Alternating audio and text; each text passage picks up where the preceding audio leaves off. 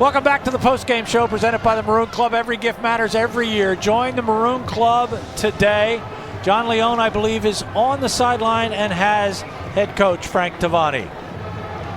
Yes, I do, Gary, for one last time this year. You know, Coach, from the very beginning, actually even before the season started, it seemed like this team was a little snake bit, a dark cloud, but you kept picking yourself up. This game was almost a microcosm. Well, no doubt. And again, I've said it all along. I'll say it again. I'm as proud of this group of young men as any I've had, and certainly this seems like obviously a real dark moment, and it is, but the effort and enthusiasm that they carried through, they've had a ton of adversity in a lot of ways, and no worse than the loss of our beloved Brian Keller, but we make no excuses. We didn't play very well and lost some games we could have won. Same thing in the day, a couple plays here or there, but I'm proud of the way our kids continue to practice hard and fight another day. You dug a 21-0 hole for yourself early on, but the resiliency, again, and you talked about it all year long, and unless you've been through it as a coach or as a player, you really can't understand what it means to keep picking yourself up, and sometimes that's the real lesson in a season like this. Well, there's no doubt about it, in particular with all the injuries, and you throw everything in there, but everybody next man in, and again, nobody complaining, nobody blaming anybody else, everybody coming to work every day, practicing hard, and believe it or not, still having fun at practice, and still that is part of it. I made sure, and I told everyone, regardless of outcome and what's happened this season, make sure you embrace this opportunity. I've had the honor and privilege, this is my 29th of college's most played rivalry, in my opinion, the best played rivalry in the country, year in, year out, bar none. It always does the rivalry proud. One last question, Coach. Being in it as long as you have, you've been on both sides of it. What will be your message, not only to the departing seniors, but to the guys coming back? Well, I want to make sure they know how much they mean to us, and this is not the end. This is just the beginning of the next chapter. We want them to come back. Our friends at Lafayette football is a tremendous group that got started by Jack Berger and his group soon after I took over, and they've really brought all the brothers of the football team back from back in time, and that keeps building, and that's what we want. And certainly the Keller family, we want to put something permanent in the Berger Varsity House. That'll be yet to be decided, because I don't want them to think that today is over for them either. They'll forever be embedded as a part of this family. And this football team, certainly that'll be part of the 2015 season. But for us, hey, you relax, go home, go to Thanksgiving dinner with your family, be with your loved ones, and on Wednesday when they come back following the holiday, we'll regroup and move forward. The Lafayette relationship for a lifetime, Coach. Thanks for a great, graceful, gracious season, and good luck going forward. Thank you very much, and thanks to RCN and everyone for taking such good care of us. You got it, Coach. Good luck next year. Gary Michael, the end of a difficult season, but the always gracious Frank Tavani, and this team will be back. You can bet on it. There's no question about it, and I think extra incentive will be added kind of because of the type of year that it was. Well, I'm sure we can't show you every touchdown, but here are the highlights with Mike Joseph for the final time. Well, Lehigh came out of the gate really swinging at Lafayette, and they set it up with a couple of quick passes down the field. Here they're going to hit Sakaris in the back of the end zone right there for a 3-yard touchdown, and then right back to Derek Knott, a 5-yard touchdown, both on third downs. In the second quarter, Lehigh was holding that 14-0 lead, and again, on a 3rd and 5 into the back of the end zone. That's Gatlin Casey. He's going to catch that football, make it a 21-0 lead. Lafayette's offense finally found their feet, got it. Gear Evangelist down the middle of the field. Deshaun Brown had a really nice game. Ended up with 160 yards rushing, 3 touchdowns. Lehigh, though, with the running and the movement of Shafnisky, created a penalty here, which was an absolutely huge play. The throwback to Pelletier, they kind of kept him in check today, but he's going to get the ball down inside the 5-6 yard line. And then the touchdown by Shafnisky after, I think, a defense that was thinking they were getting off the field, a sudden change. And at that point in time, it was 28-7. This is a meal on a beautiful catch on a 3rd down and 7 down the sideline. He played very well. A freshman that's going to have a big career here at Lafayette. And then the big senior, Dan Delevate, he's going to take that one in. 2 looks at it. Just a great throw. Lafayette at this point cut that lead to 28-14. So now Lafayette's got to get a stop coming out. They onside kick, and Lehigh takes advantage of the onside kick. They get good field position right at midfield, and then Shafnisky a little slant after a couple of back and forth plays between Smalley and Pelletier, a penalty there, and then this was a huge play.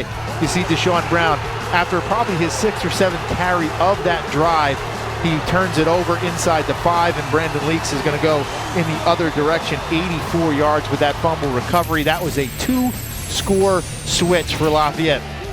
In that fourth quarter, they had a bunch of touchdowns. Deshaun Brown, give him a lot of credit. He came back and pumped that one in. He's going to pump this one in as well. And then late in the game, he also tacked on another one. So he had 3 touchdowns. This was a great catch by Vangelis. So a lot of things to look forward to by Lafayette. They played well offensively. They did what they needed to do. But, you look at Shafniski, Gary, 392 of the 485 yards all came from him through his legs. Lafayette outgained them, 487 to 485. But Shafniski really put it to him today. And so many things were turning points in this football game, but Lehigh certainly earned themselves a 49-35 victory. Once again, my thanks to all of you for your kind comments during the season. And, of course, my thanks to Mike and to John Bowman and to John Leone. And now it's time to go over to our crew. Standing by, here's Dan Mowdy and friends. Thanks again, Gary, and I appreciate the cameo role sitting in for Matt Province, another big part of this great team that has been Lafayette Sports Network throughout the season, led by Scott Morris and, of course, Rick Guijo in the truck.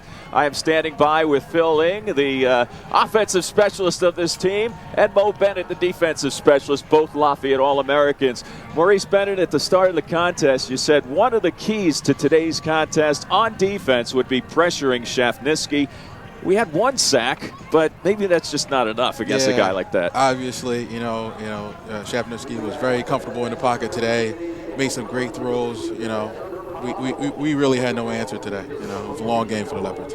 Absolutely, and I'll tell you what, just as we thought we had at least the run game bottled up, Shafniski comes through there too. He was the leading rusher today, rushing more than 100 yards. Yeah, coming into it, Lehigh really had a dynamic offense. The freshman running back, he wasn't that involved today, but they've done a really good job of running the ball. Obviously, they can drive the ball down the field via some post routes, some seam routes that killed us today. Just an all-around good game for those guys. Hats off to them. Can't win every contest you play in, especially in a competitive rivalry like we have here. So, it's always next year. Absolutely, Maurice Bennett. We'll talk to Phil Ing as far as Drew Reed having a Shafniski-like game 2 years ago was not in the cards today, although the numbers look fairly balanced at the end of the game between Reed and Shafniski. Reed pressured a lot during this contest, it seemed. Yeah, he was. But, all in all, a great game. I mean, I think if you ask Coach Tavani, the stats, we're going to have over 200 yards rushing. You're going to have 160 yards for Deshaun Brown. You're going to double your rushing touchdown total for the year. I think he'd sign up for that. We couldn't contain them defensively. We put 35 points up on the board. It just wasn't enough.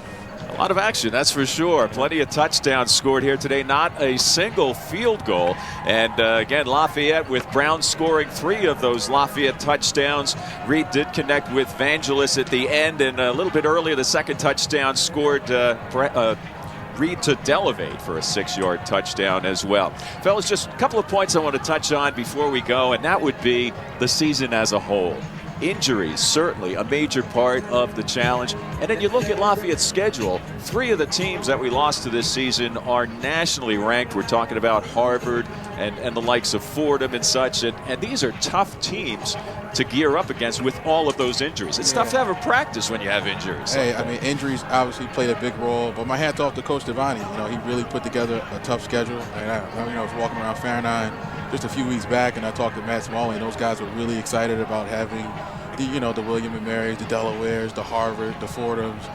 Colgate's obviously a really good program this year. So, as a player and as a coach, you want to go out and compete against the very best each and every week.